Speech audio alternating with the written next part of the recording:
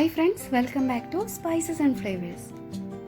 ഫലൂഡയുടെ അതേ ടേസ്റ്റിൽ വീട്ടിൽ വളരെ ഈസി ആയിട്ട് തയ്യാറാക്കാൻ പറ്റുന്ന സേമിയ കസ്റ്റാർഡിൻ്റെ റെസിപ്പിയാണ് ഞാനിന്ന് ഷെയർ ചെയ്യുന്നത്.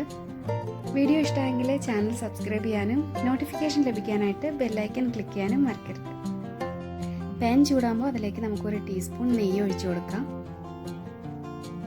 ഇനി ഇതിലേക്ക് നമുക്കൊരു 1/4 കപ്പ് സേമിയ ചേർത്ത് കൊടുക്കാം. ഞാനിവിടെ കുറച്ച് തിന്നായിട്ടുള്ള സേമിയയാണ് എടുത്തിട്ടുള്ളത്. ഇത് തന്നെ എടുക്കണമെന്നില്ല, നിങ്ങൾക്ക് അവൈലബിൾ ആയിട്ടുള്ള സേമിയ എടുക്കാം കേട്ടോ. ഇതൊരു ലൈറ്റ് ഗോൾഡൻ കളർ ആകുമ്പോൾ നമുക്കതിലേക്ക് പാലൊഴിച്ചു കൊടുക്കാം. 1/4 കപ്പ് സേമിയയ്ക്ക് അതേ കപ്പിൽ 2 കപ്പ് മിൽക്കാണ് എടുത്തിട്ടുള്ളത്.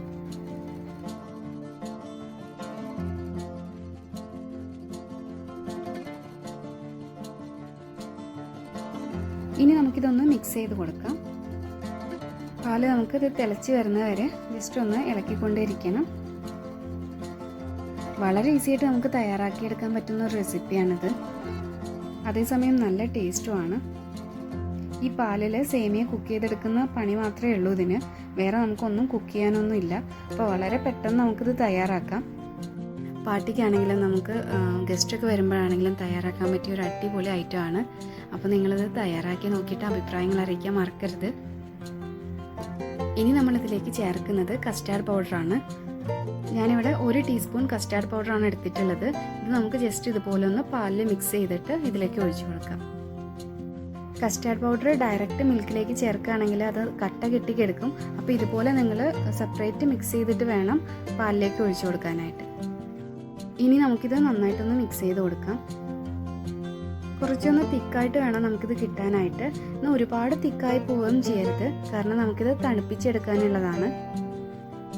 കാരണം ഫ്രിഡ്ജിൽ വെക്കുമ്പോൾ ഒരുപാട് തിക്കായിട്ട് പോകും. ഇനി നമുക്കിതിലേക്ക് ഒരു 1/2 കപ്പ് ഷുഗർ ചേർത്ത് കൊടുക്കാം. ഷുഗർ ചേർക്കുമ്പോൾ നിങ്ങൾ കുറച്ചൊന്ന് ഷുഗർ മുന്നിട്ട് നിൽക്കാൻ ശ്രദ്ധിക്കണം. തണുപ്പിച്ചെടുക്കുന്ന സമയത്ത് അപ്പോൾ നമുക്ക് മധുരത്തിൻ്റെ അളവ് പെർഫെക്റ്റ് ആയിട്ട് കിട്ടും. നമുക്ക് നന്നായിട്ട് കസ്റ്റാർഡ് മിക്സ് ചെയ്ത് കൊടുക്കണം, അല്ലെങ്കിൽ ഇത് കട്ട കെട്ടിപ്പോവും.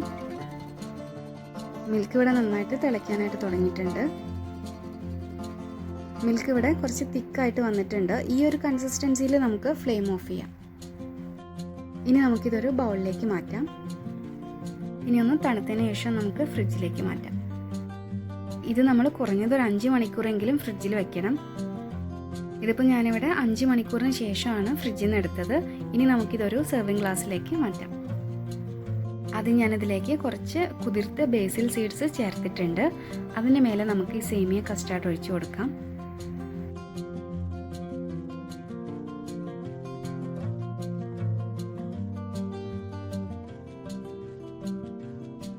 ഇനി അതിൻ്റെ മേലെ ഞാൻ ചേർത്ത് കൊടുക്കുന്നത് കുറച്ച് അനാറാണ്.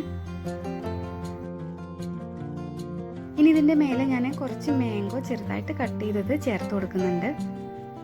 ഇനി നമുക്ക് കുറച്ച് ഗ്രേപ്സ് ഇട്ട് കൊടുക്കാം. ഇതൊക്കെ നിങ്ങളുടെ ഇഷ്ടത്തിനനുസരിച്ച് നിങ്ങളുടെ കയ്യിലുള്ള ഫ്രൂട്ട്സ് ചേർത്ത് കൊടുക്കാം.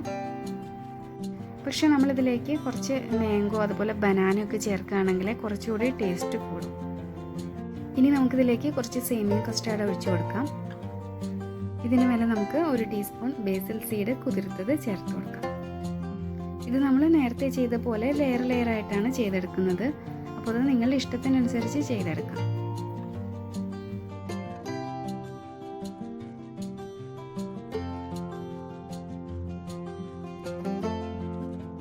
ഞാൻ കുറച്ച് മാംഗോ പീസസ് ചേർത്ത് കൊടുക്കുന്നുണ്ട്.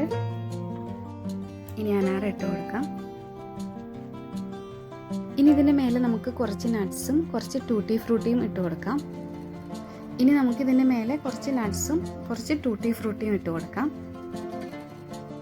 ഇനി ഇതിൻ്റെ മേലെ ഒരു ചെറിയും കൂടെ വെച്ച് കൊടുത്താൽ ഡെലീഷ്യസ് ആയിട്ടുള്ള നമ്മുടെ സേമിയ കസ്റ്റാർഡ് റെഡിയായി. അപ്പോൾ ഈ റോയൽ റെസിപ്പി ട്രൈ ചെയ്ത് നോക്കാൻ മറക്കരുത്. ഈ വീഡിയോ ഇഷ്ടമെങ്കിൽ please to subscribe, like and share. Thank U.